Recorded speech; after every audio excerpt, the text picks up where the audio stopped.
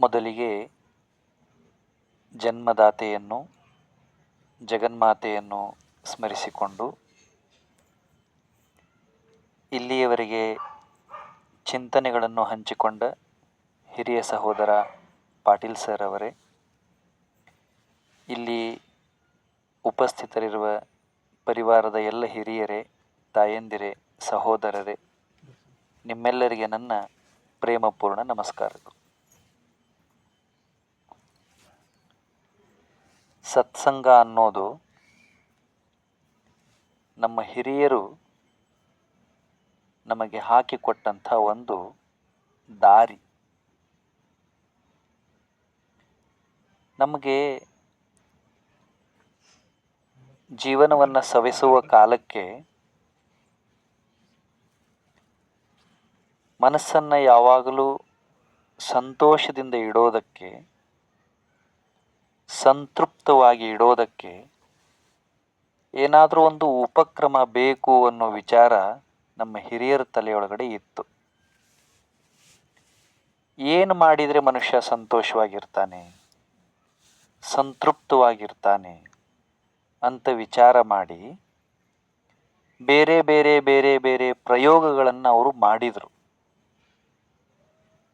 ಹೀಗೆ ಪ್ರಯೋಗ ಮಾಡಿ ಮಾಡಿ ಮಾಡಿ ಮಾಡಿ ಕೊನೆಗೆ ಒಂದು ತೀರ್ಮಾನಕ್ಕೆ ಬಂದರು ನಮ್ಮ ಹಿರಿಯರು. ಹಿರಿಯರು ಅಂದರೆ ಋಷಿಗಳು, ಸಂತರು, ಶರಣರು, ಮಹಾತ್ಮರು, ಅವರೆಲ್ಲ ನಮ್ಮ ಹಿರಿಯರು.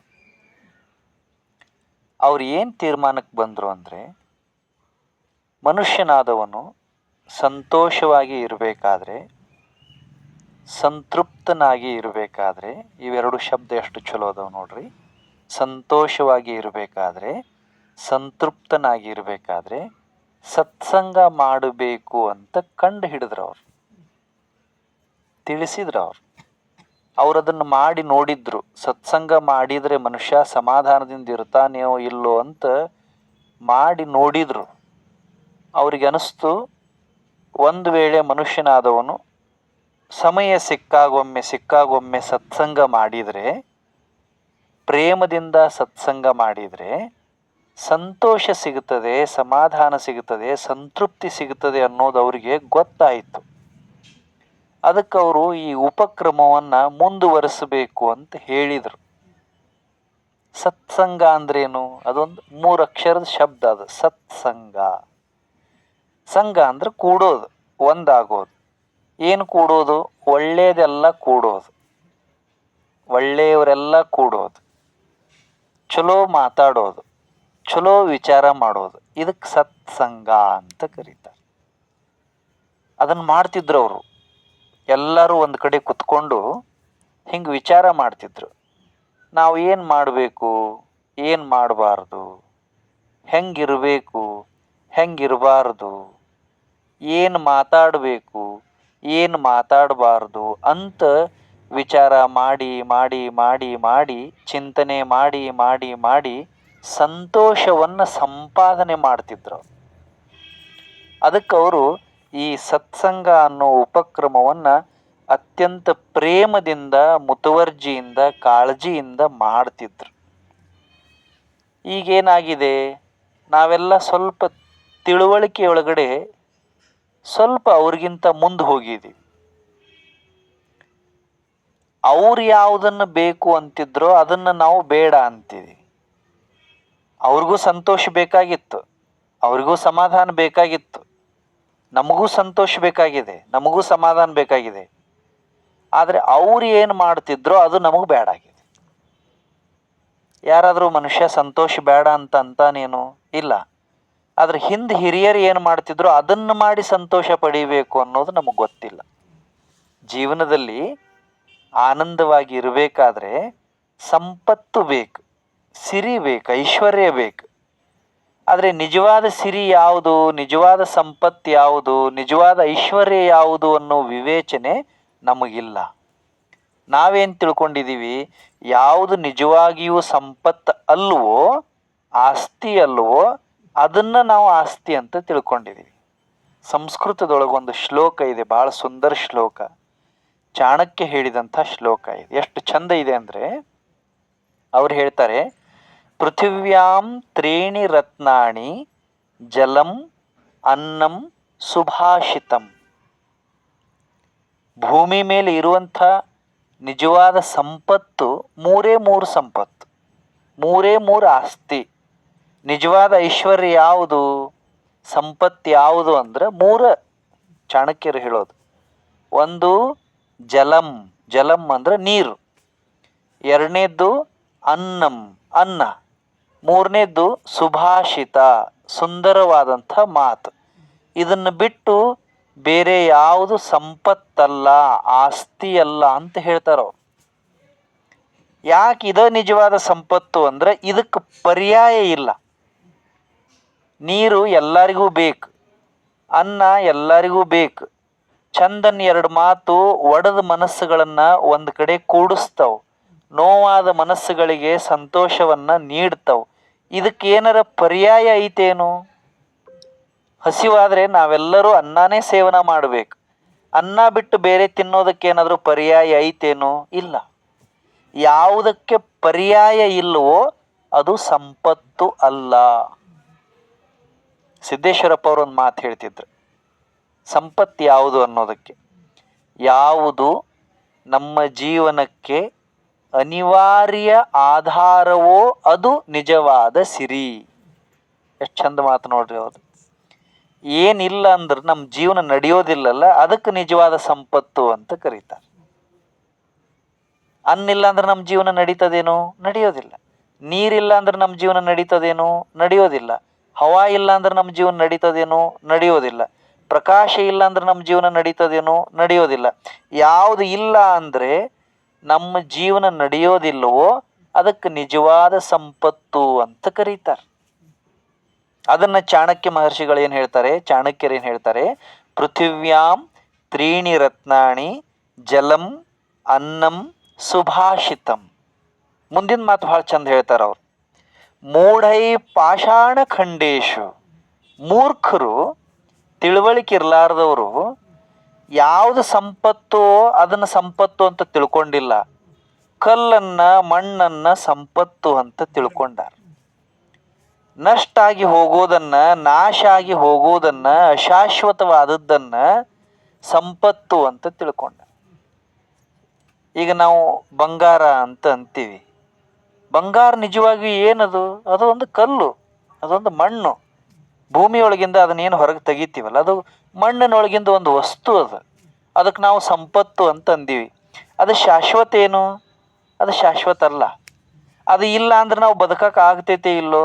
ಆಗ್ತೈತಿ. ಅನ್ನಿಲ್ಲ ಅಂದ್ರೆ ನಾವು ಬದುಕಕ್ಕೆ ಆಗ್ತೈತೇನೋ? ಆಗೋದಿಲ್ಲ. ಯಾವುದು ಇಲ್ಲ ಅಂದ್ರೆ ನಾವು ಬದುಕಕ್ಕೆ ಆಗೋದಿಲ್ಲವೋ ಅದು ನಿಜವಾದ ಸಂಪತ್ತು. ಅಂಥ ಸಂಪತ್ತನ್ನ ನಾವು ಸಂಪಾದಿಸಬೇಕು, ಗಳಿಸಬೇಕು. ಅದು ನಮಗೆ ಆನಂದವನ್ನು ಕೊಡ್ತದೆ, ಸಂತೋಷವನ್ನು ಕೊಡ್ತದೆ ಅಂತ ಶಾಸ್ತ್ರಕಾರರು ಹೇಳ್ತಾರೆ. ಸಂತೋಷ, ಸಂತೃಪ್ತಿ ಇವು ಎರಡು ಶಬ್ದ ಅದವಲ್ಲ, ಇವು ಮನುಷ್ಯನ ನಿಜವಾದ ಉದ್ದೇಶಗಳಾಗಬೇಕು. ಬಾಕಿ ಯಾವುದು ಸಂಪತ್ತಲ್ಲ. ಜೀವನ ನಡೆಸೋದಕ್ಕೆ, ಲೋಕದ ವ್ಯವಹಾರಗಳು ನಡೆಯೋದಕ್ಕೆ ಅದು ಬೇಕು. ದುಡ್ಡು ಬೇಕು, ಆಸ್ತಿ ಬೇಕು, ವಸ್ತು ಬೇಕು, ಒಡವೆ ಬೇಕು, ಎಲ್ಲ ಬೇಕು. ಆದರೆ ಅದೇ ನಿಜವಾದ ಸಂಪತ್ತಲ್ಲ. ಅದನ್ನೇ ನಾವು ನಂಬಿ, ಅದನ್ನೇ ನಾವು ನೆಚ್ಚಿ, ಅದರೊಳಗಡೆನೆ ನಾವು ಸಂಪೂರ್ಣ ಮುಳುಗಿ ಹೋಗಿಬಿಟ್ಟೆವು ಅಂದ್ರೆ ಆನಂದ ನಮ್ಮ ಬೆನ್ನು ಹತ್ತೋದಿಲ್ಲ, ಸಂತೋಷ ನಮಗೆ ಸಿಗೋದಿಲ್ಲ. ಯಾಕಂದ್ರೆ ಅದು ಎಷ್ಟು ಗಳಿಸಿದ್ರೂ ಸಾಕಂತ ಅನಿಸೋದೇ ಇಲ್ಲ. ದುಡ್ಡು ಸಾಕು ಅನಿಸ್ತದೇನು? ಸ್ಥಾನ ಸಾಕು ಅನಿಸ್ತದೇನು? ಎಷ್ಟು ಎತ್ತರದ ಸ್ಥಾನಕ್ಕೆ ಹೋದ್ರೂ ಇನ್ನೊಂದು ಸ್ಥಾನಕ್ಕೆ ಹೋಗ್ಬೇಕಂತ ಮನುಷ್ಯಾಗ ಆಸೆ ಬರ್ತದೆ. ಎಷ್ಟು ದುಡ್ಡು ಸಂಪಾದನೆ ಮಾಡಿದರೂ ಇನ್ನೂ ಗಳಿಸಬೇಕು ಅಂತ ಆಸೆ ಬರ್ತದೆ. ಯಾವುದು ಬೇಕು ಬೇಕು ಅನ್ನೋ ಹಪಹಪಿತನ ಮನಸ್ಸಿನಾಗ ಹುಟ್ಟಿಸ್ತದಲ್ಲ ಅದು ಯಾವತ್ತೂ ಸಂಪತ್ತು ಅಲ್ಲ. 12ನೇ ಶತಮಾನದಲ್ಲಿ ಮೋಳಿಗೆ ಮಾರಯ್ಯ ಅಂತ ಒಬ್ಬ ಶರಣರಿದ್ರು, ನೀವು ಕೇಳಿರ್ಬೇಕು ಬಹುತೇಕ. ಅವರು ಕಾಶ್ಮೀರದ ಮಹಾರಾಜ ಇದ್ರು. ಅವರಿಗೆ ಒಮ್ಮೆ ವಿಷಯ ಮುಟ್ಟಿತು, ಕರ್ನಾಟಕದೊಳಗಡೆ ಒಬ್ಬರು ಸಂತರಿದ್ದಾರೆ, ಶರಣರಿದ್ದಾರೆ, ಬಸವಣ್ಣನವರು ಅಂತ ಅವ್ರ ಹೆಸರು. ಅವರು ಇಡೀ ಪರಿಸರದ ಜನರ ಹೃದಯದೊಳಗಡೆ ಪ್ರೇಮವನ್ನು ಬಿತ್ತುತ್ತಾ ಇದ್ದಾರೆ. ಅವರು ಒಂದು 3 ಮಂತ್ರ ಹೇಳಿಕೊಟ್ಟಿದ್ದಾರೆ. ಆ ಮಂತ್ರದಿಂದ ಎಲ್ಲರ ಮನಸ್ಸು ಮಂಗಲಮಯ ಆಗಿದೆ ಅನ್ನೋ ಶಬ್ದ ಕಿವಿ ಮೇಲೆ ಬಿತ್ತು. ಏನು ಹೇಳಿಕೊಟ್ಟಿದ್ದಾರೆ ಅವರು ಮಂತ್ರ ಅಂತ ಕೇಳಿದ್ರು ಅವರು. 3 ಮಂತ್ರ, ಬಸವಣ್ಣವ್ರು ಹೇಳಿದ 3 ಮಂತ್ರ. ಮೊದಲನೇ ಮಂತ್ರ ಏನು? ಕಾಯಕ. ಕಾಯಕ ಅಂದ್ರೇನು? ಕೆಲಸ ಮಾಡೋದು. ಎರಡನೇ ಮಂತ್ರ ಏನು? ದಾಸೋಹ. ದಾಸೋಹ ಅಂದ್ರೇನು? ಹಂಚಿಕೊಂಡು ತಿನ್ನೋದು. ಮೂರನೇ ಮಂತ್ರ ಯಾವುದು? ಅನುಭಾವ. ಅನುಭಾವ ಅಂದ್ರೇನು? ಒಳ್ಳೆಯ ವಿಷಯಗಳನ್ನು ಕುರಿತು ಚಿಂತನೆ ಮಾಡೋದು. ಬಸವಣ್ಣನವರು ಕಲಿಸಿದ 3 ಮಂತ್ರಗಳಿವು. ಕಾಯಕ, ದಾಸೋಹ, ಅನುಭಾವ. ಇದನ್ನು ಯಾರು ಮಾಡೋದಿಲ್ವೋ ಅವ್ರ ಜೀವನ ವ್ಯರ್ಥ. ಎಷ್ಟು ಸರಳವಾದಂಥ ತತ್ವ. ಎಲ್ಲರೂ ದುಡಿಬೇಕು. ಸಣ್ಣವರು ದುಡಿಬೇಕು, ದೊಡ್ಡವರು ದುಡಿಬೇಕು, ಪುರುಷರು ದುಡಿಬೇಕು, ಮಹಿಳೆಯರು ದುಡಿಬೇಕು, ಕಲಿತವರು ದುಡಿಬೇಕು, ಕಲೀಲಾರ್ದವ್ರು ದುಡಿಬೇಕು, ಹಳ್ಳಿಯವರು ದುಡಿಬೇಕು, ಪಟ್ಟಣದವರು ದುಡಿಬೇಕು. ಯಾರು ದುಡಿಯೋದಿಲ್ಲೋ ಅವ್ರಿಗೆ ತಿನ್ನೋ ಹಕ್ಕಿಲ್ಲ. ಇದನ್ನು 19ನೇ ಶತಮಾನದಲ್ಲಿ ವಿದೇಶಗಳಲ್ಲಿ ಮಾರ್ಕ್ಸ್ವಾದ ಅಂತ ಹೇಳಿದ್ರು ಅವರು. ಯಾರು ಕೆಲಸ ಮಾಡೋದಿಲ್ಲೋ ಅವ್ರಿಗೆ ತಿನ್ನೋ ಹಕ್ಕಿಲ್ಲ ಅಂತ ಹೇಳಿದ್ರು. ಇದನ್ನು 12ನೇ ಶತಮಾನದಲ್ಲೇ ಬಸವಣ್ಣವ್ರು ಹೇಳಿದ್ರು. ಕಾಯಕ ಮಾಡಬೇಕು, ದುಡಿಬೇಕು. ಆವ ಕಾಯಕವಾದಡು ಸ್ವಕಾಯಕವ ಮಾಡಿ ಗುರು ಲಿಂಗ ಜಂಗಮದ ಮುಂದಿಕ್ಕಿ ಒಕ್ಕುದ ಹಾರೈಸಿ ಮಿಕ್ಕುದ ಬಳಸಿ ಬಾಪುಲದ್ದೆಯ ಸೋಮ ಅಂತ ಒಬ್ಬ ಶರಣರು ಹೇಳಿದ್ದು ಮಾತಿದು. ಏನರ ಒಂದು ಕೆಲಸ ಮನುಷ್ಯ ಮಾಡಬೇಕು. ಕೆಲಸ ಮಾಡಲಾರದ ಮನುಷ್ಯ ಬದುಕಬಾರದು. ಅದಕ್ಕೆ ಅವರು ಕಾಯಕ. ಎರಡನೇದ್ದೇನು? ದಾಸೋಹ ಅಂದ್ರೆ ಹಂಚಿ ತಿನ್ನೋದು. ಮನುಷ್ಯ ನಿಸರ್ಗದೊಳಗಡೆ ಇರುವಂಥ ವಸ್ತುಗಳನ್ನು ನೋಡಿ ಕಲಿಬೇಕು. ಅವು ಎಷ್ಟು ಚಂದ ಹಂಚಿ ತಿಂತಾವು. ಬಸವಣ್ಣವರ ಇನ್ನೊಂದು ಕಡೆ ಭಾಳ ಚಂದ ಹೇಳ್ತಾರೆ. ಕಾಗೆ ಒಂದಗುಳ ಕಂಡಡೆ ಕೂಗಿ ಕರೆಯುವುದು ತನ್ನ ಕುಲವೆಲ್ಲವ. ಬಸವಣ್ಣವ್ರು ಬಹಳ ಚಂದ ಮಾತು ಹೇಳಿದ್ದಾರೆ. ಕೋಳಿ ಒಂದು ಗುಟುಕ ಕಂಡಡೆ ಕೂಗಿ ಕರೆಯುವುದು ತನ್ನ ಕುಲವೆಲ್ಲವ. ಎಷ್ಟು ಅದ್ಭುತ ಅಲ್ಲ. ಎಂದರು ಒಂದು ಕಾಗಿ ಒಂದು ರೊಟ್ಟಿ ತುಣುಕು ನೋಡ್ತು ಅಂದ್ರೆ ಎಲ್ಲರ ತಿಂತೈತೇನು? ತಿನ್ನೋದಿಲ್ಲ. ಕೂಗ್ತದ. ದೂರ ಇರುವಂಥ ತನ್ನ ಬಳಗದವ್ರನ್ನೆಲ್ಲ ಕೂಗಿ ಕರೆದು ಹಂಚ್ಕೊಂಡು ತಿಂತದ. ಕೋಳಿ ಜೀವನ ಎಲ್ಲಿ ಮಾಡ್ತದೆ? ಕೋಳಿ ಜೀವನ ಎಲ್ಲಿ ಮಾಡ್ತದೆ? ತಿಪ್ಪ್ಯಾಗ. ವಿಚಾರ ಎಷ್ಟು ಶ್ರೇಷ್ಠದೆ. 2 ಜ್ವಾಳದ ಕಾಳು ಕಾಣಿಸಿತು ಅಂದ್ರೆ ತನ್ನ ಬಳಗನೆಲ್ಲ ಕರಿತದೆ. 2 ಕಾಳು. ಹೆಂಗ ಕಾಗೆ ಕೋಳಿ ಹಂಚ್ಕೊಂಡು ತಿಂತಾವೋ ಹಂಗ ಮನುಷ್ಯನೂ ಹಂಚ್ಕೊಂಡು ತಿನ್ನಬೇಕು. ಅದಕ್ಕೆ ದಾಸೋಹ ಅಂತ ಕರೆದ್ರು. ಎಲ್ಲ ಧರ್ಮದೊಳಗೂ ಇದನ್ನ ಹೇಳ್ತಾರೆ. ಎಲ್ಲ ಶಾಸ್ತ್ರಗಳು ಇದನ್ನ ಹೇಳ್ತಾರೆ. ಇದನ್ನ ಬಸವಣ್ಣವ್ರು ಹೇಳಿದರು. ಮೂರನೇದ್ದೇನಂದ್ರು? ಅನುಭಾವ. ಅನುಭಾವ ಅಂದ್ರೆ ಒಳ್ಳೆಯ ವಿಚಾರ ಮಾಡಬೇಕು. ಇದು ಅವ್ರ ಕಿವಿ ಮೇಲೆ ಬಿತ್ತು. ಯಾರ ಕಿವಿ ಮೇಲೆ? ಕಾಶ್ಮೀರದ ರಾಜ. ಅವರೊಬ್ಬರು ರಾಜ, ಮಹಾರಾಜ. ದೊಡ್ಡ ಅರಮನೆ, ಸಿಂಹಾಸನ ಬಂಗಾರದ್ದು, ತಲೆ ಮ್ಯಾಗ ಕಿರೀಟ ಬಂಗಾರದ್ದು, ಆಳು ಕಾಳು ಸೈನ್ಯ ಏನು ಬೇಕು ಎಲ್ಲ ಇದ್ದಂಥ ರಾಜನ ಕಿವಿ ಮ್ಯಾಗ ಈ ಶಬ್ದ ಬಿತ್ತು. ನೋಡಬೇಕು ಅಂತ ಬಂದರು. ಹಂಗ ಬರಲಿಲ್ಲ, ಎಲ್ಲ ಬಿಟ್ಟು ಬಂದರು. ಯಾಕಂದ್ರೆ ಅವ್ರಿಗೆ ಗೊತ್ತಾಯ್ತು. ಏನು ಗೊತ್ತಾಯಿತು? ತಾವೇನು ಕುತ್ಕೊಂಡಿದ್ರಲ್ಲ ಬಂಗಾರದ ಸಿಂಹಾಸನ ಮತ್ತು ತಲೆ ಮ್ಯಾಗ ಏನು ಇಟ್ಕೊಂಡಿದ್ರಲ್ಲ ಬಂಗಾರದ ಕಿರೀಟ, ಇವು ನಿಜವಾದ ಆಸ್ತಿ ಅಲ್ಲ ಅಂತ ಗೊತ್ತಾಯ್ತು. ಬಿಟ್ಟರು, ಕಲ್ಯಾಣಕ್ಕೆ ಬಂದರು. ಕಲ್ಯಾಣಕ್ಕೆ ಬಂದ ಮೇಲೆ ಅವರಿಗೆ ಗೊತ್ತಾಯಿತು ಇಲ್ಲಿ ಕೆಲಸ ಮಾಡಲಿಲ್ಲ ಅಂದ್ರೆ ನಡೆಯೋದಿಲ್ಲ. ಏನಾರ ಕೆಲಸ ಮಾಡಬೇಕಲ್ಲ. ಅಲ್ಲಿ ಕಲ್ಯಾಣದೊಳಗಡೆ ಬಂದವರ ಓಣಿ ಅಂತ ಇದೆ. ಹೋಗಿರೇನು ಕಲ್ಯಾಣಕ್ಕೆ? ತಾವು ಹೋಗಿರಿ? ಒಮ್ಮೆ ಹೋಗಿ ಬರ್ರಿ. ಬಸವ ಕಲ್ಯಾಣ. ಬಸವಣ್ಣ ಇದ್ದಂಥ ನೆಲ ಅದು. ಬಸವಣ್ಣನವರು ಓಡಾಡಿದಂಥ ಪವಿತ್ರ ಭೂಮಿ ಅದು. ಆ ಮಣ್ಣು ನಮಗೆ ಅತ್ಯಂತ ಪವಿತ್ರವಾದ ಮಣ್ಣು. ಅಲ್ಲಿ ಬಸವಣ್ಣವ್ರಿದ್ರಲ್ಲ, ಆ ಊರೊಳಗೆ ಯಾರ್ಯಾರು ಬರ್ತಾರೋ ಅವ್ರನ್ನ ನೆಟ್ಟಗೆ ಊರಾಗ ಬಿಡ್ತಿದ್ದಿಲ್ಲ. ಒಂದು ಪದ್ಧತಿ ಇತ್ತು. ಬಸವಣ್ಣವ್ರು ಊರೊಳಗಿರ್ತಿದ್ರು. ಅವ್ರನ್ನ ನೋಡಬೇಕು, ಮಾತಾಡಬೇಕು ಅಂತ ಯಾರು ಬರ್ತಾರೋ ಅವ್ರಿಗೆಲ್ಲ ಊರಾಗ ಬಿಡ್ತಿದ್ದಿಲ್ಲ. ಅವ್ರನ್ನೆಲ್ಲ ಮೊದಲು ಒಂದು ಕಡೆ ಉಳಿಸ್ತಿದ್ರು. ಆ ಬಂದವರು ಉಳ್ಸಾಕ ಏನು ಓಣಿತ್ತಲ್ಲ ಅದಕ್ಕೆ ಬಂದವರ ಓಣಿ ಅಂತ ಕರೀತಾರೆ. ಈಗೂ ಐತದ, ಈಗೂ ಕಲ್ಯಾಣದಾಗ ಇದೆ ಅದು. ಯಾರು ಹೊಸದಾಗಿ ಬರ್ತಾರೋ ಅವ್ರನ್ನಲ್ಲಿ ಉಳಿಸೋದು. ಅವ್ರನ್ನ 3 ದಿವಸ ಇಟ್ಕೋತಿದ್ರು. ಅವ್ರಿಗೆ ಕಂಡೀಷನ್ ಏನು? ಬಸವಣ್ಣವ್ರು ನೋಡಬೇಕು, ಕೆಲಸ ಮಾಡ್ರಿ.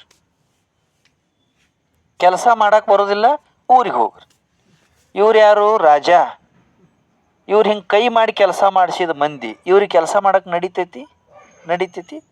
ಈಗ 4 ರೂಪಾಯಿ ಪಗಾರ ಬಂದ್ರೆ ನಮ್ಮ ಕಾಲು ರಸ್ತಾದ ಮೇಲೆ ಹೋಗುವಲ್ವು? 4 ರೂಪಾಯಿ ಭಾಳಲ್ಲ.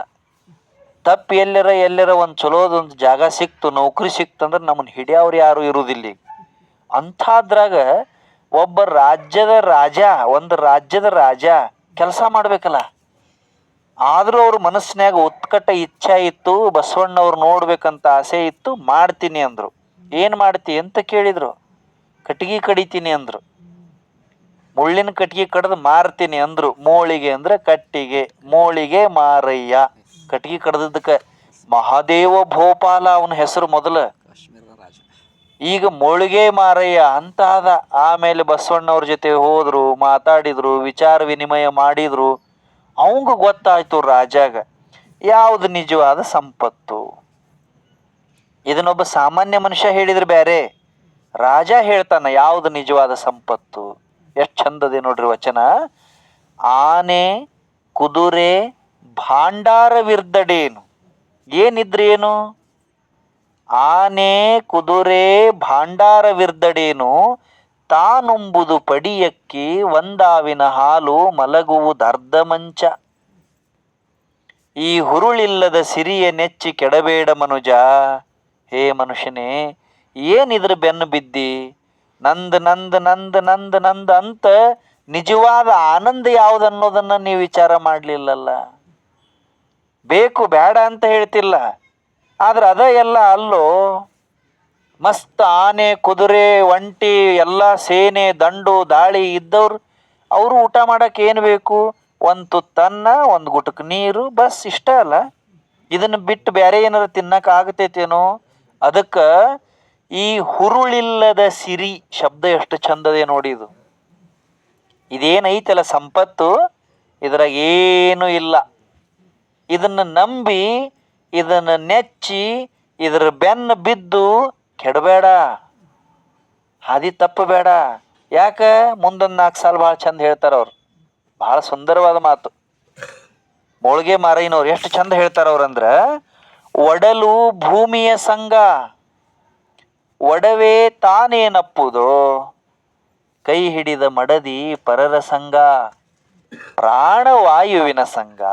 ಸಾಕು. ಇವು 4 ಮಾತು ನಾವು ತಿಳ್ಕೊಂಡಿವಿ ಅಂದ್ರೆ ಜೀವನದಾಗ ಯಾವುದ್ರ ಬೆನ್ನು ಹತ್ತಬೇಕು ಅಂತ ಗೊತ್ತಾಗಿಬಿಡ್ತೇವೆ. ಬಹಳ ಚಂದ ಮಾತಿವು, ಎಷ್ಟು ಚಂದದ ನೋಡ್ರಿ. ಒಡಲು ಭೂಮಿಯ ಸಂಗ. ನಾವೇನು ಅಂತೀವಲ್ಲ, ಇದು ಒಡಲು, ಶರೀರ, ಕಾಯ, ಬಾಡಿ. ಇದು ಎಷ್ಟು ದಿವಸ ನಮ್ಮ ಹತ್ರ ಇರೋದದ ಹೇಳ್ರಿ? ಇದನ್ನ ಏನು ಮಾಡ್ತಾರೆ ಹೇಳ್ರಿ? ಪ್ರಾಣ ಪಕ್ಷಿ ಹಾರಿ ಹೋಯ್ತು ಅಂದ್ರೆ ಯಾರು ತಗೊಂಡು ಹೋಗಿ ಇದನ್ನ ದಹನ ಮಾಡ್ತಾರ, ಇಲ್ಲ ಅಂದ್ರೆ ಹೂಳ್ತಾರ ಅಲ್ಲ. ನಂದಂತ ನಾವು ಯಾವುದನ್ನ ಮೆರೆಸಿದ್ದೀವಿಯೋ, ಯಾವುದನ್ನ ಮೇಯಿಸಿದ್ದೀವಿಯೋ ಆ ಶರೀರ ಭೂಮಿ ಸಂಗ ಮಾಡ್ತದೆ. ನಮ್ಮ ಜೊತೆಗೆ ಇರಲ್ಲ, ಬರಲ್ಲ. ಇದು ನಮ್ದು ಅಲ್ಲ. ಇದನ್ನ ನಾವು ಎಷ್ಟು ಮೇಯಿಸ್ತೀವಿ, ಎಷ್ಟು ಪೋಷಣೆ ಮಾಡ್ತೀವಿ. ಒಡಲು ಭೂಮಿಯ ಸಂಗ, ಒಡವೆ ತಾನೇನಪ್ಪುದೋ.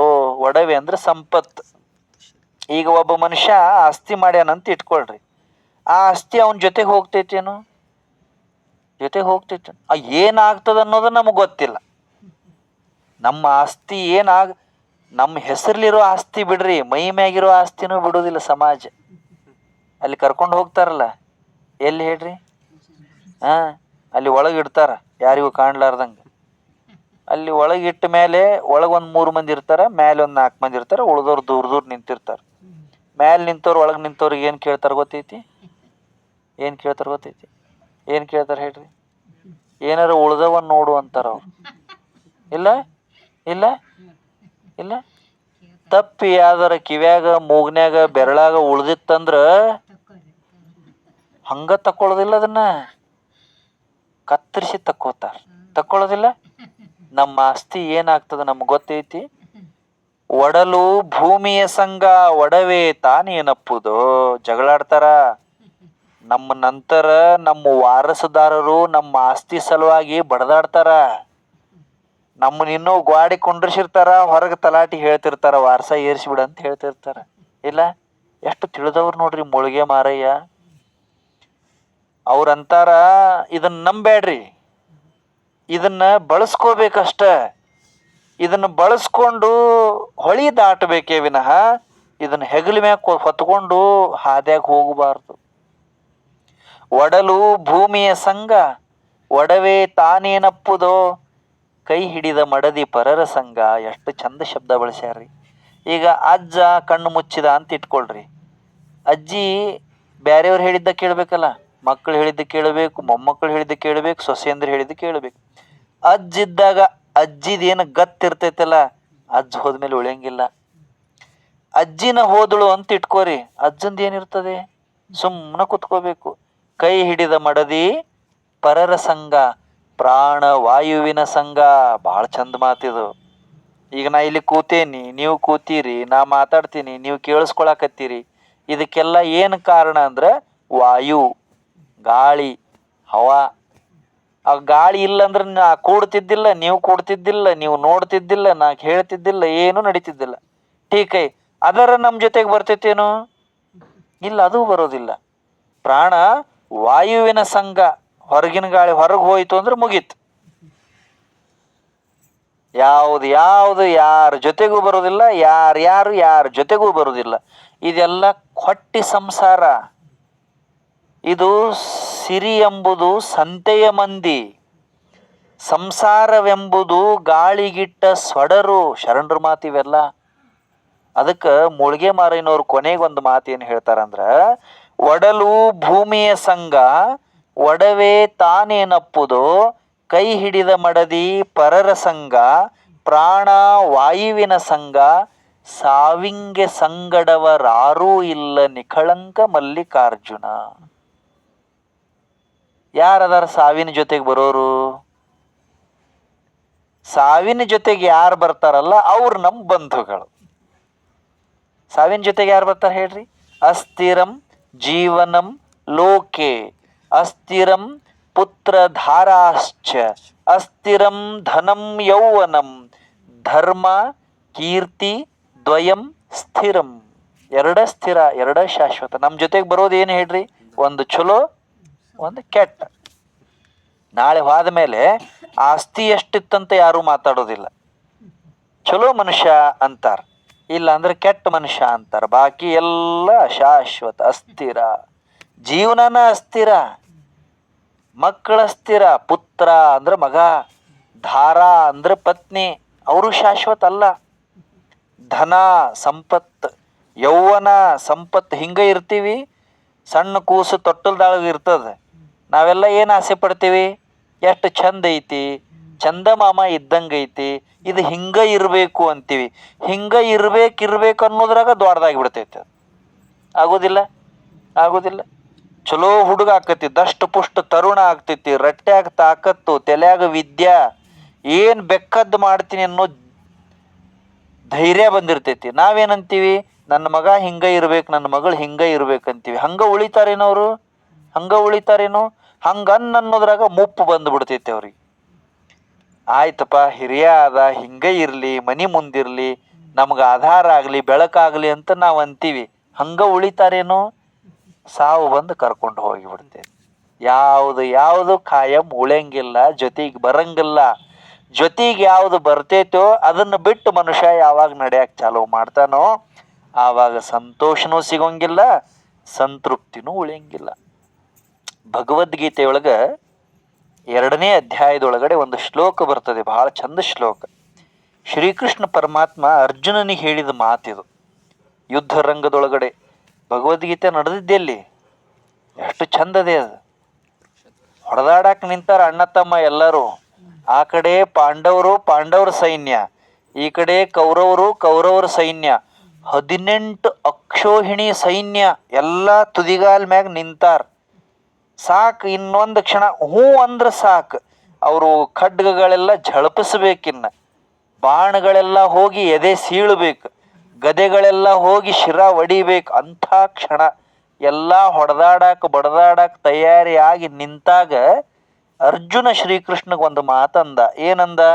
ನನಗೆ ಒಂದು ಸ್ವಲ್ಪ ಟೈಮ್ ಕೊಡು, ಮತ್ತು ನಡುವೆ ನನ್ನ ರಥ ತಗೊಂಡು ಹೋಗು, ನಾನೆಲ್ಲರನ್ನೂ ಒಮ್ಮೆ ನೋಡ್ಬೇಕು, ಯಾರ ಜೊತೆ ಜಗಳ ಮಾಡ್ಬೇಕಂತ ನೋಡಬೇಕು ಅಂತಂದ. ಶ್ರೀಕೃಷ್ಣ ಆಯಿತು ಅಂತ ಕರ್ಕೊಂಡು ಹೋದ.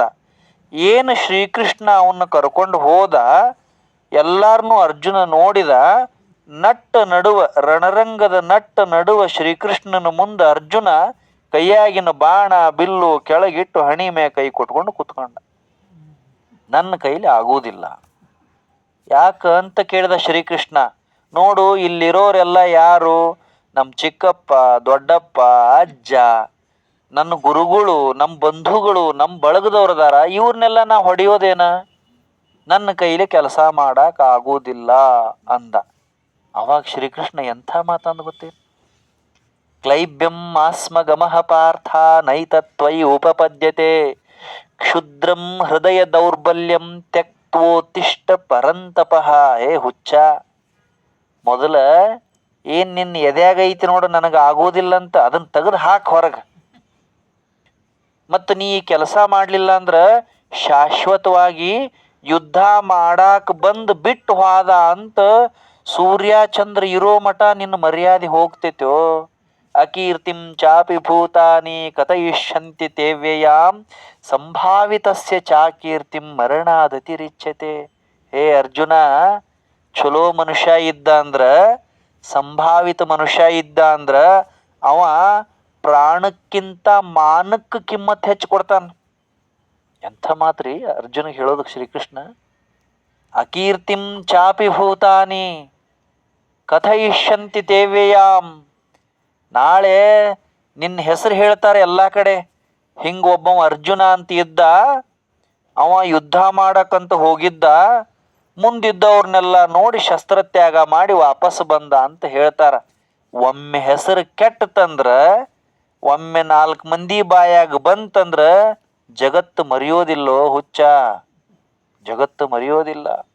ಸಂಭಾವಿತಸ್ಯ ಚಾಕೀರ್ತಿಂ ಮರಣಾದತಿರಿಚ್ಯತೆ. ಯಾರು ಚಲೋ ಮನುಷ್ಯ ಇರ್ತಾನಲ್ಲ ಅವಂಗ ಮಾನ ಪ್ರಾಣಕ್ಕಿಂತ ದೊಡ್ಡದು. ಕೆಲಸ ಮಾಡ. ಹಿಂಗೆ ಹೇಳ್ಕೋತ ಹೇಳ್ಕೋತ ಹೇಳ್ಕೋತ ಹೇಳ್ಕೋತ ಬಂದು ಕಡೀಗೆ ಒಂದು ಮಾತು ಹೇಳ್ತಾನ 2ನೇ ಅಧ್ಯಾಯದಾಗ. ಭಾಳ ಚಂದ ಮಾತು. ಅರ್ಜುನ, ಜಗತ್ನ್ಯಾಗ ಎಷ್ಟು ಥರದ ಜನ ಅದಾರ ಗೊತ್ತೇನು? 2 ಥರದ ಜನ ಅದಾರ. ಯಾರು? ಯಾರವರು? ಎಂಥ ಜನ? ಒಂದು ಸ್ವಲ್ಪ ಜನ ಹೆಂಗದಾರಂದ್ರೆ, ಇಡೀ ಜಗತ್ತು ಮಲ್ಕೊಂಡಿರ್ತೈತಿ, ಅವ್ರು ಎಚ್ಚರ ಇರ್ತಾರೆ.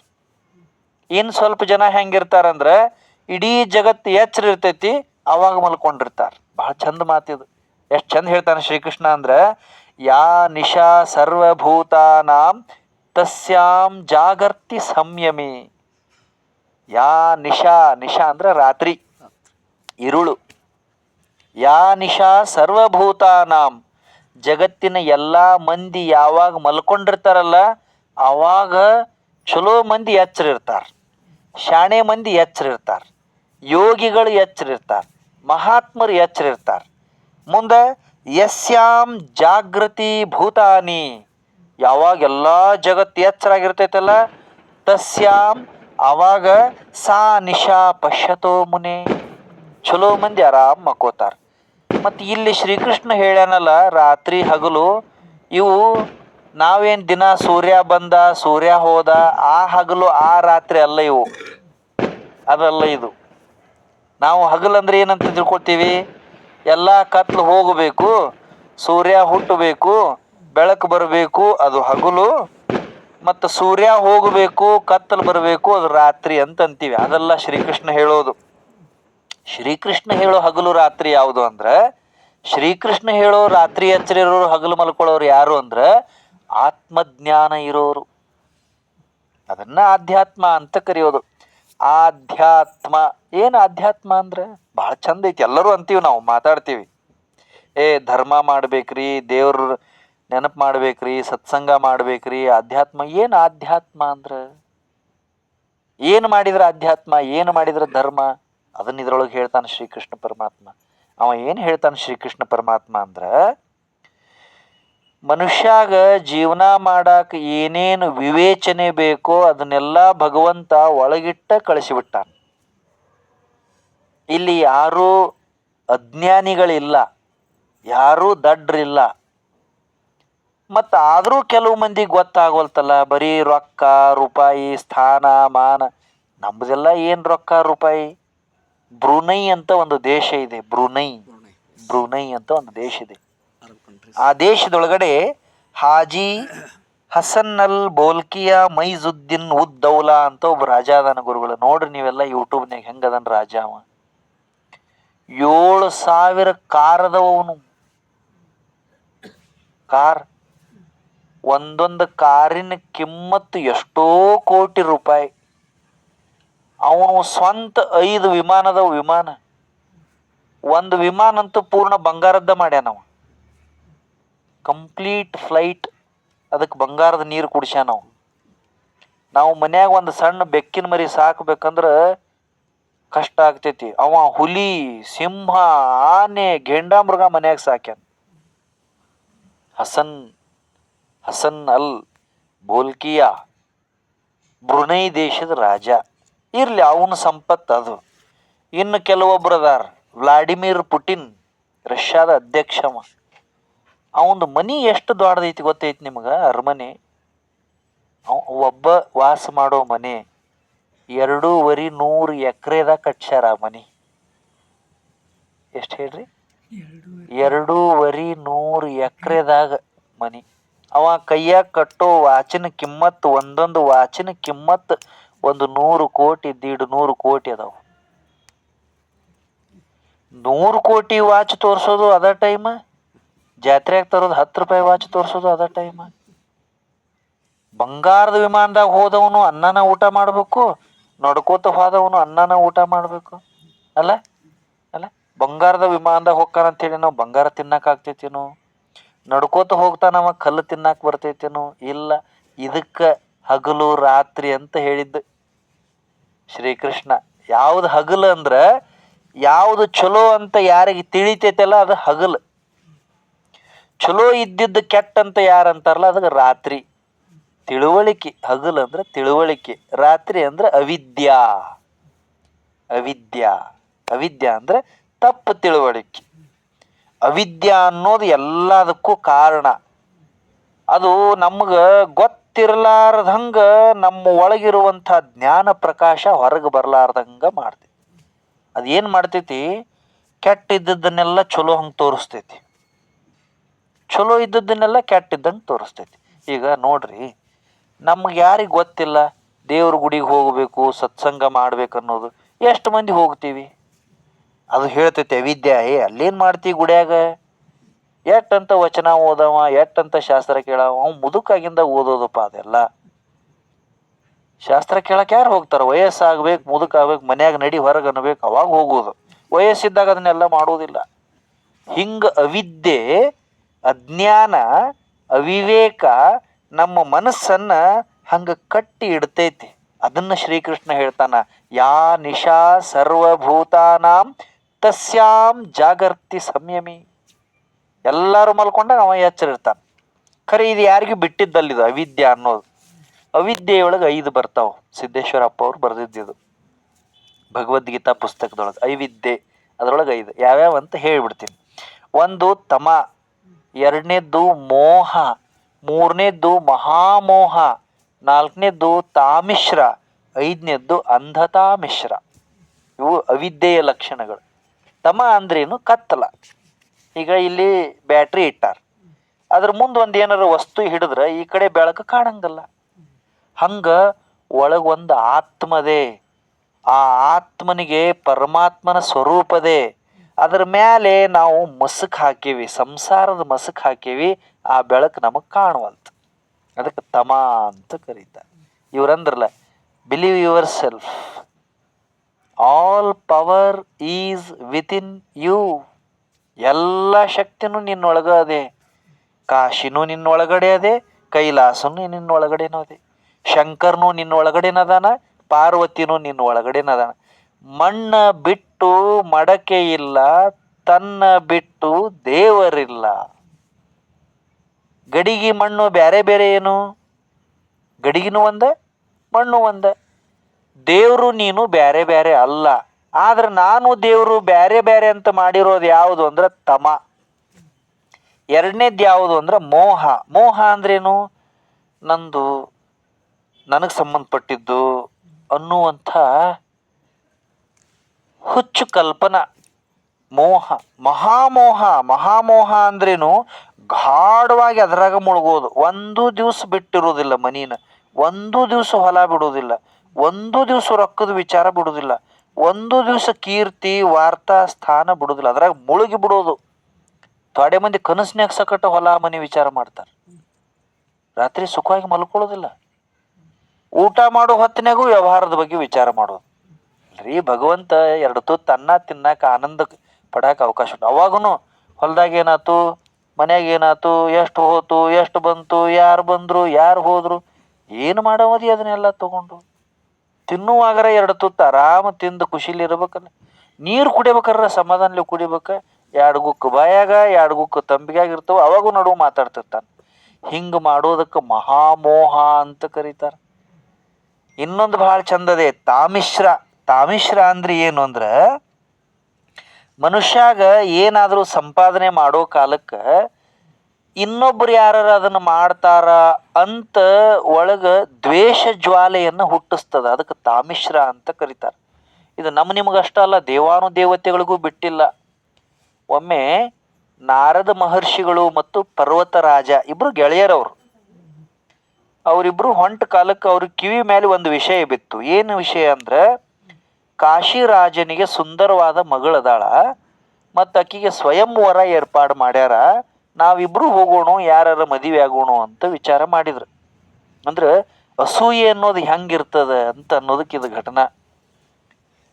ಕಾಶಿಗೆ ಹೋಗೋಣ, ರಾಜನ ಮಗಳು ಚಲೋ ಅದಾಳು, ಆಕಿಗೆ ಸ್ವಯಂವರ ಮಾಡ್ತಾರೋ, ಮದುವೆ ಆಗ್ಬೇಕು. ಹಾದಿಯೊಳಗೆ ಹೋಗೋ ಕಾಲಕ್ಕೆ ಅವನ ಮನಸ್ಸಿನಾಗ ಇವನ ಮನಸ್ಸಿನಾಗ ಏನು ಬಂತು, ನನ್ನ ಬಿಟ್ಟು ಇವನು ಮದುವೆ ಆದ್ರೆ. ಯಾರವರು? ದೇವತೆಗಳು. ನಾವು ಅವ್ರನ್ನ ಪೂಜಾ ಮಾಡ್ತೀವಿ. ಅವ್ರ ಮನಸ್ಸಿನಾಗೂ ಇದು ಇತ್ತ. ತಪಸ್ಸಿ ಕುತ್ಕೊಂಡ್ರಿ ಇಬ್ರು. ನಾರದನು ಕುತ್ಕೊಂಡ, ಪರ್ವತರಾಜನು ಕುತ್ಕೊಂಡ. ಶುದ್ಧ ಮನಸ್ಸಲ್ಲಿ ತಪಸ್ ಮಾಡಿದ್ರು. ಪರಮಾತ್ಮ ಬಂದ, ನಾರದಗೆ ಕೇಳ್ದ, ಏನು ಬೇಕು? ಇಲ್ಲ, ನಾವು ಹಿಂಗೆ ಕಾಶಿರಾಜನ ಮಗಳನ್ನ ನೋಡಕ್ಕೆ ಹೊಂಟೀವಿ. ಆಯಿತು, ಹೋಗಿ ಬರ್ರಿ, ಚಲೋ ಆಯಿತು. ನಿನಗೇನು ಬೇಕು ಅಂತ ಕೇಳಿದ ನಾರದ. ಅವ ಏನನ್ಬೇಕು? ಪರ್ವತರಾಜನ ಮಾರಿ ಕಾಶಿರಾಜನ ಮಗಳ ಮುಂದೆ ಹೋದಾಗ ಕರಡಿ ಮಾರಿ ಕಂಡಂಗೆ ಕಾಣಬೇಕು. ಯಾರವ? ಯಾರವ? ದೇವತೆ. ಕೆಟ್ಟ ವಿಚಾರ. ಮತ್ತೊಬ್ಬರಿಗೆ ಚಲೋ ಆಗ್ತೈತಿ ಅನ್ನೋ ಕಾಲಕ್ಕೆ ನಮ್ಮ ಮನಸ್ಸಿನಾಗ ಏನು ಬರಬೇಕು? ಆಗಲಿ ಬಿಡಪ್ಪ ಅಂತ ಬರಬೇಕು. ನಮ್ಮ ಮನಸ್ಸಿನಾಗ ಹಂಗೆ ಬರ್ತೈತೇನು? ಇವ್ರಿಗೆ ಯಾಕೆ ಹಿಂಗಾತು ಅಂತ ವಿಚಾರ ಮಾಡ್ತೀವಿ. ದೇವ್ರಂದ ತಥಾಸ್ತು. ಇವನ ಕಡೆ ಬಂದ, ಪರ್ವತರಾಜನ ಕಡೆ. ಏನಪ್ಪ, ಏನು ಕೂತಿದ್ದೆ, ನನ್ನ ಯಾಕೆ ಕರೆದಿ ಅಂದ. ಇಲ್ಲ, ನಾವು ಕಾಶಿರಾಜನ ಮಗಳು ನೋಡಕ್ಕೆ ಹೊಂಟೀವಿ. ಹೋಗ್ರಲ್ಲ. ನಿಂದೇನು ಅಂತ ಕೇಳ್ದವ. ಇಲ್ಲ, ಅಲ್ಲಿ ಹೋದಾಗ ಕಾಶಿರಾಜನ ಮಗಳು ಮುಂದೆ ನಾರದನ ಮಾರಿ ಮಂಗ್ಯನ ಮಾರಿ ಕಂಡಂಗೆ ಕಾಣ್ಬೇಕು, ಹಂಗೆ ಮಾಡು ಅಂದ. ದೇವ್ರಂದ ತಥಾಸ್ತು. ಇಬ್ರು ಅಲ್ಲಿ ಹೋಗ್ತಾರ. ಒಬ್ಬವ ಕರಡಿ ಕಂಡಂಗೆ ಕಾಣ್ತಾನ, ಒಬ್ಬವ ಮಂಗ್ಯ ಕಂಡಂಗೆ ಕಾಣ್ತಾನ. ಇದಕ್ಕೆ ತಾಮಿಶ್ರ ಅಂತ ಕರೀತಾರೆ. ಈಗ ವಿಚಾರ ಮಾಡ್ರಿ, ನಾರದ ಏನು ಕೇಳಬೇಕಿತ್ತು ದೇವ್ರಿಗೆ? ಕಾಶಿರಾಜನ ಮಗಳು ನನಗ ಸಿಗಲಿಂದಿದ್ರೆ ಮುಗಿತಿತ್ತಲ್ಲ ಅಲ್ಲ. ಖರೆ ಅವ ಏನು ವಿಚಾರ ಮಾಡಿದ? ಅವಂಗ ಸಿಗಬಾರ್ದಂತ ವಿಚಾರ ಮಾಡಿದ. ಇವ ಏನು ವಿಚಾರ ಮಾಡಿದ? ಅವಂಗ. ಇದಕ್ಕೆ ತಾಮಿಶ್ರ ಅಂತ ಕರೀತಾರೆ. ತಾಮಿಶ್ರ. ಇನ್ನೊಂದು ಅಂಧತಾ ಮಿಶ್ರ. ಅಂದ್ರೆ ಎಲ್ಲರ್ಕಿಂತ ನಾನ ಶಾಣೆ, ನನ್ನ ಬಿಟ್ರೆ ಈ ಜಗತ್ನಾಗ ಯಾರೂ ಇಲ್ಲ, ನಾ ಇಲ್ಲಂದ್ರೆ ಏನೂ ನಡೆಯಂಗಿಲ್ಲ, ಸುಮ್ಮನೆ ನಾ ಅದೀನಿ ಅಂತ ಇದು ನಡೆದೈತಿ ಅಂತ ಕೆಲವ್ರು ಅಂತಿರ್ತಾರೆ ನೋಡಿರಿ. ಇವು ನಮ್ಮಂಥವ್ರು ಭಾಳ ಚಂದ ಬಳಸ್ತೀವಿ. ಇದು ಹುಚ್ಚತನ. ಯಾರಿಲ್ಲ ಅಂದರೂ ಈ ಜಗತ್ತು ನಡೀತದ, ಯಾರು ಜಗತ್ತಿಗೆ ಅನಿವಾರ್ಯ ಅಲ್ಲ. ಹಂಗೆ ಇದು ಏನು ಅವಿದ್ಯಾದ ಮುಸುಕು ನಮ್ಮ ಎದಿ ಮ್ಯಾಗ ಐತಿ, ಇದನ್ನು ತೆಗೆದು ನಾವು ನಿಜವಾದ ಸಂಪತ್ತು ಯಾವುದು, ನಿಜವಾದ ಸಂಪತ್ತು ಯಾವುದು ಅಲ್ಲ ಅಂತ ವಿಚಾರ ಮಾಡಿದೆವು ಅಂದ್ರೆ ಜೀವನದಾಗ ಸಂತೋಷ ಸಿಗ್ತೈತಿ, ಸಂತೃಪ್ತಿ ಸಿಗ್ತೈತಿ. ಸಂತೋಷ ಸಂತೃಪ್ತಿ ಅಂದ್ರೆ ಏನು ಹೇಳಿ ಹೇಳಿ ಹೇಳಿ ಮಲ್ಕೊಂಡು ಊಟ್ಲೆ ನಿದ್ದೆ ಹತ್ಬೇಕು. ತಲೆ ಹಾಸಿಗೆ ಕೊಟ್ಟಿವಿ, ನಿದ್ದೆ ಹತ್ಬೇಕು. ಅವ ಸಂತೃಪ್ತ ಮನುಷ್ಯ. ರೊಕ್ಕ ಎಷ್ಟದವ ಅನ್ನೋದು ಮುಖ್ಯ ಅಲ್ಲ, ನಿದ್ದೆ ಹತ್ತೈತೆ ಇಲ್ಲ ಅನ್ನೋದು ಮುಖ್ಯ. ಊಟಕ್ಕೆ ಕುತ್ಕೊಂಡು ಗೂಟ್ಲೆ ಅನ್ನ ಇರಲಿ, ಅಂಬ್ಲಿರಲಿ, ಅಮೃತ ಇರಲಿ, ರೊಟ್ಟಿ ಇರಲಿ, ಚಪಾತಿ ಇರಲಿ, ಹೋಳಿಗಿರಲಿ, ಅದನ್ನು ಬಾಯಿ ತುಂಬ ಹೃದಯಾರೆ ಊಟ ಮಾಡಬೇಕು ಅಂತ ಅನಿಸ್ಬೇಕು. ಅದು ಸಂತೃಪ್ತಿ. ಎದ್ರಿಗೆ ಯಾರ ಬರವಲ್ರಿ, ಯಾಕೆ ಪ್ರೇಮದಿಂದ ಇವ ಯಾಕೆ ಬಂದ ಅಂತ ಮನಸ್ಸಿನಾಗ ಬಂದು ಅಂದ್ರೆ ನಾವು ಎಷ್ಟ ಶಾಣೆ ಇದ್ರು ದಡ್ರ, ಎಷ್ಟ ಸಾವುಕಾರ ಇದ್ರು ಬಡವ್ರ. ಅದಕ್ಕೆ ನಮ್ಮ ಹಿರಿಯರು ಏನು ವಿಚಾರ ಮಾಡಿದ್ರು, ಇಂಥದೆಲ್ಲ ಮನಸ್ಸಿನಾಗಿಂದ ಹೋಗ್ಬೇಕಾದ್ರೆ ಮನುಷ್ಯ ಸತ್ಸಂಗ ಮಾಡಬೇಕು ಅಂತ ಕಲ್ಪನೆ ಅವ್ರದ್ದು. ಇದನ್ನ ಯಾಕೆ ಇಟ್ಟಾರ ಸತ್ಸಂಗ? ಅವ್ರಿಗೇನು ಬೇರೆ ಉದ್ಯೋಗ ಇರಲಿ ಏನು? ನಮ್ಮ ಹಿರಿಯರಿಗೆ, ಸ್ವಾಮಿಗಳಿಗೆ, ಶರಣರಿಗೆ, ಸಂತರಿಗೆ ಇದನ್ನ ಯಾಕೆ ಮಾಡಕ್ಕೆ ಹಚ್ಚಿದ್ರಂದ್ರೆ ಇದರಿಂದ ಮನುಷ್ಯನ ಮನಸ್ಸು ಸ್ವಲ್ಪ ಹಗುರ ಆಕೈತಿ. ಮನಸ್ಸು ಗೊತ್ತಿರ್ಲಾರ್ದಂಗೆ ಹಗುರ ಆಕೈತಿ. ಮತ್ತು ಸತ್ಸಂಗ ಮಾಡೋದ್ರಿಂದ ನಮೂ ದೋಷ ಏನದವಂತ ನಮಗೆ ಕಾಣ್ತೈತಿ. ಬೇರೆಯವ್ರ ದೋಷ ಅಲ್ಲ, ನಮ್ಮ ದೋಷಗಳು ರಿಫ್ಲೆಕ್ಟ್ ಆಗಕ್ಕೆ ಚಾಲು ಆಗ್ತವೆ. ಅದಕ್ಕೆ ನಮ್ಮ ಹಿರಿಯರು ಸತ್ಸಂಗ ಮಾಡ್ರಿ, ಸತ್ಸಂಗ ಮಾಡ್ರಿ ಅಂತ ಹೇಳಿದ್ರು. ಅದಕ್ಕೆ ಗುರುಗಳು ನನಗೆ ಭಾಳ ಆಪ್ತರು. ಅವರು ಒಂದೇ ತಟ್ಟೆಯೊಳಗೆ ಊಟ ಮಾಡ್ತಾರಂತಾರಲ್ಲ, ಹಂಗೆ ನಾವು ಒಂದೇ ಪುಸ್ತಕದಾಗ ವಿದ್ಯೆ ಹಂಚ್ಕೊಂಡವ್ರು. ಅವ್ರಿಂದ ನಾವು ಪ್ರೇರಣೆ ತಗೊಂಡೆ. ನಾನು ಕನ್ನಡ ಶಾಲಿ ಮಾಸ್ತರ್ ಇದ್ದೆ, ಅವ್ರು ಹೈಸ್ಕೂಲ್ ಶಾಲಿ ಮಾಸ್ತರ್ ಇದ್ದರು. ನಮ್ಮಿಬ್ಬರ ನಡುವೆ ಒಬ್ಬರು ಮಾಸ್ತರ್ ಇದ್ರು, ವಿಠ್ಠಲ ಜೋಡಟ್ಟಿ ಅಂಥೇಳಿ. ಅವ್ರ ಗೆಳೆಯರವರು, ನಮಗೂ ಗೆಳೆಯರು. ನಾವು 3 ಮಂದಿ ಕೂಡಿ ಧಾರವಾಡದಾಗ ಅಭ್ಯಾಸ ಮಾಡ್ತಿದ್ವಿ 2018ರಾಗ. ತಂಗಿ ಮದುವೆ ಮಾಡಿ 8 ದಿವಸ ಆಗಿತ್ತನ. ಬರ್ರಿ ಅಂತ ಇವ್ರನ್ನ ಕರೆದ್ರು. ಇವರು ಅಲ್ಲಿ ಧಾರವಾಡಕ್ಕೆ ಬಂದರು. ಇವರಿಬ್ಬರು ಕುತ್ಕೊಂಡು ಓದೋದು ನೋಡಿ ನನಗೆ ಗಾಬರಿ ಆಗಿಬಿಡ್ತು. ಇವ್ರು ಏನಪ್ಪ ಹಗಲು ಓದ್ತಾರ, ರಾತ್ರಿನೂ ಓದ್ತಾರ, ನನಗರ ಓದಾಕ್ ಬರೋಲ್ಲ, ಬಿಡಲ್ಲ. ನಾ ಹೋಗ್ತೀನಿ ಊರಿಗೆ ಅಂತಂದೆ ಇವ್ರಿಗೆ. ನನಗೇನು ಇದು ಹತ್ತುವಲ್ತು, ಇನ್ನೂ ಪ್ರವಚನ ಮಾಡಿದ್ರು 1 ತಾಸು ಮಾಡ್ತೇನೆ, ಇದು ಓದಾಕಾಗೋಲ್ಲ ಅಂದೆ. ಅವ್ರಂದ್ರು, ಇಲ್ಲ ನೀವು ಓದ್ರಿ ಗುರುಗಳ, ನೀವು ಓದ್ರಿ ಅಂತ ನನಗೆ ಒತ್ತಾಯ ಮಾಡಿ ಮಾಡಿ ಓದಿಸಿದ್ರು. ನಾನು ಕುಂಡ್ರಿಸಿ, ಸಣ್ಣ ಹುಡುಗನ ಕುಂಡ್ರಿಸ್ತಾರಲ್ಲ ಹಂಗೆ, ನಿದ್ದೆ ಬಂದ್ರಿ ಎಬ್ಸೋರು, ಕುಂಡ್ರಿಸಿ ಅಭ್ಯಾಸ ಮಾಡಿಸೋರು. ಹಂಗೆ ನನಗೆ ಓದಾಕ ಪ್ರೇರಣೆ ಕೊಟ್ರು ಅವ್ರು. ಮುಂದೆ 7-8 ತಿಂಗಳು ಓದಿ ಪರೀಕ್ಷೆ ಬರೆದು ನನಗೆ ಮತ್ತೊಂದು ನೌಕರಿ ಸಿಕ್ತು. ಆ ನೌಕರಿ ಸಿಗಾಕ ಅವ್ರದ್ದು ಪ್ರೇರಣೆ ಭಾಳ ಇದೆ, ಅವ್ರದ್ದು ಕೊಡುಗೆ ಭಾಳ ಇದೆ ಅಂಥವ್ರು. ಇಲ್ಲ ಅದೆಲ್ಲ ನಾವೆಲ್ಲ ಒಂದೇ ಮನೆಯವರೆಲ್ಲ ಇದ್ದಿದ್ದೇ ಹೇಳ್ಬೇಕಲ್ಲ. ಕನ್ನಡ ಶಾಲಿ ಮಾಸ್ತರ್, ಕಾಲೇಜ್ ಮಾಸ್ತರ್ ಆಗ್ಯಾನಂದ್ರೆ ಏನಾರ ಬೇಕಲ್ಲ ಕಾರಣ. ಹಂಗೆ ಏನೂ ನಡೆಯಂಗಿಲ್ಲಲ್ಲ. ಅವ್ರದ್ದು ನನಗೆ ಭಾಳ ಪ್ರೇಮ. ಇಲ್ಲಿ ನಮಗೆ ಟ್ರೈನಿಂಗ್ ಹಾಕಿದ್ರು ಬಾಗಲಕೋಟೆಗೆ. ಅದಕ್ಕೆ ಇಲ್ಲಪ್ಪ ಮತ್ತು ಹಿಂಗೆ ಸತ್ಸಂಗ ಮಾಡೋಣ ಅಂದೆ. ನಾನು ಬರೀ ಊಟ ಮಾಡೋದೇನು ಬಂದಿದ್ದೆ. ನಾ ಅವ್ರದ್ದು ಲಗ್ನ ಫಿಕ್ಸ್ ಆಗೋ ಟೈಮ್ನಾಗ ಬಂದಿದ್ದೆ. ಇಲ್ಲಿ ಕುತ್ಕೊಂಡು ಹೋಳಿಗೆ ಉಂಡಿದ್ವಿ ಅವಾಗ ಅಲ್ಲ. ಅದು ಒಂದು ಹೋಳಿಗೆ, ಅದು ಹೊಟ್ಟೆಗೆ ಹಾಕೋ ಹೋಳಿಗೆ. ಇದು ಈಗ ಆಯ್ತಲ್ಲ, ಇದು ನೆತ್ಯಾಗ ಹಾಕೋ ಹೋಳಿಗೆ. ಹೊಟ್ಯಾಗ ಹಾಕೋ ಹೋಳಿಗೆಗೂ ನೆಟ್ಯಾಗ ಹಾಕೋ ಹೋಳಿಗೆಗೂ ವ್ಯತ್ಯಾಸ ಐತಿ. ಹೊಟ್ಯಾಗ ಹಾಕೋ ಹೋಳಿಗೆ ಐತ್ಲ, ಅದು 4 ಮಂದಿ ಬಿಟ್ಟು 5 ಮಂದಿ ಉಂಡ್ರೆ ಖಾಲಿ ಆಗ್ತೈತಿ. ಊಟ ಮಾಡ್ಲಾರ್ದಂಗೆ ಹಂಗೆ ಇಟ್ರೆ ಕೆಟ್ಟ ಹೋಗ್ತೈತಿ. ನೆತ್ಯಾಗ ಹಾಕೋ ಹೋಳಿಗೆ ಹಂಗಲ್ಲ, ಇದು 4 ಮಂದಿ ಬಿಟ್ಟು 6 ಮಂದಿ ಆದ್ರೆ ಹೆಚ್ಚಾಕೈತಿ. ಮತ್ತಿದು ಕೆಡಂಗಿಲ್ಲ, ಕೊಳೆಂಗಿಲ್ಲ, ಹಾಳಾಗಂಗಿಲ್ಲ. ಅದಕ್ಕೆ ನಮ್ಮ ಹಿರಿಯರು ಸತ್ಸಂಗ ಅಂದ್ರೆ ಖುಷಿ ಆಯ್ತು ನೋಡ್ರಿ. ಇದು ಸತ್ಸಂಗ ಅಂದ್ರೆ ಇಷ್ಟ ಮಾಡೋದು. ಇದನ್ನು ಎಲ್ಲರೂ ಮಾಡಬೇಕು. ಇದನ್ನು ಮಠದಾಗ ಮಾಡಬೇಕು, ಸ್ವಾಮಿಗಳ ಮಾಡಬೇಕು, ಪ್ರವಚನಕಾರ ಮಾಡಬೇಕು ಅನ್ನೋದು ತಪ್ಪು. ನಮ್ಮ ಮನ್ಯಾಗ ನಾವು 6 ಮಂದಿ ಇದೀವಿ. ನಾ, ನಮ್ಮವ್ವ, ನನ್ನ ಹೆಂಡ್ತಿ, 3 ಮಕ್ಕಳ. ನಾವು ದಿನ ಸಂಜೆ ಮುಂದೆ 6 ಗಂಟೆಗೆ ಎಲ್ಲರೂ ಮುಖ ತೊಗೊಂಡು ಮನ್ಯಾಗ ಕುತ್ಕೊತೀವಿ. ಕುತ್ಕೊಂಡು ಒಂದು 20 ನಿಮಿಷ ಹಾಡು ಹೇಳ್ತೇವೆ ನಾವು. ನಾಮಾವಳಿ, ವಚನ, ಹಾಡ, ಮಂಗಳಾರತಿ ಹೇಳ್ತೇವೆ. ನಾವೇನು ಸ್ವಾಮಿಗಳನ್ನ ಕರೆಸ್ತೀವಿ, ದಿನ ಸತ್ಸಂಗ ಮಾಡ್ತೀವಿ ನಾವು. ಪ್ರಾರ್ಥನೆ ಮಾಡೋದು, ಒಂದು 10 ನಿಮಿಷ ಕುತ್ಕೊಂಡು 1-2 ಮಂಗಳಾರತಿ ಅನ್ನೋದು. ಸಾಲಿಗೆ ಹೋಗೋ ಹುಡುಗರು ಇರ್ತಾವಲ್ಲ, ಅವ್ರಿಗೆ ನೀ 1-2 ಹಾಡು ಹೇಳನ್ನೋದು. ಅದನ್ನು ಮಾಡಿದ್ವಿ ಅಂದ್ರೆ ನಮ್ಮ ಮನೆ ಮಂತ್ರಾಲಯ ಆಗ್ತಾವೆ. ಮನಸ್ಸಿನಾಗಿನ ಕೆಟ್ಟ ವಿಚಾರ ಹೊರಗೆ ಹೋಗಿ ಬಿಡ್ತಾವೆ. ಅದಕ್ಕೆ ಸತ್ಸಂಗ ಮಾಡಬೇಕು, ದೇವ್ರ ಚಿಂತನೆ ಮಾಡಬೇಕು, ಧರ್ಮ ಚಿಂತನೆ ಮಾಡಬೇಕು. ಅದಕ್ಕೆ ಭಾಳ ಖುಷಿ ಆಯಿತು. ಮುಂಜಾನಿಂದ 180 ಕಿಲೋಮೀಟ್ರ್ ಕಾರು ಓಡಿಸಿ ಸಾಕಾಗಿತ್ತು. ನಿಮ್ಮನ್ನೆಲ್ಲರನ್ನೂ ನೋಡಿ ಆರಾಮ್ ಅನ್ನಿಸ್ತು. ಇದೇ ಸತ್ಸಂಗ, ಆರಾಮ್ ಅನ್ನಿಸ್ತು, ಖುಷಿ ಆಯಿತು. ಒಂದು 2 ನಿಮಿಷ ಎಲ್ಲರೂ ನಾಮಸ್ಮರಣೆ ಮಾಡೋಣ. ಎಲ್ಲರೂ ಚಂದಂಗೆ ಕೂಡ್ರಿ, ಎಲ್ಲರೂ ಚಂದಂಗೆ ನೆಟ್ಟಗೆ ಕೂಡ್ರಿ. ಒಂದು 4 ನಿಮಿಷ ಭಗವಂತನ ನಾಮಸ್ಮರಣೆ ಮಾಡೋಣ. ನೇರವಾಗಿ ಕುಳಿತುಕೋರಿ. ಭಾಳ ಸಂತೋಷ ಆಯಿತು.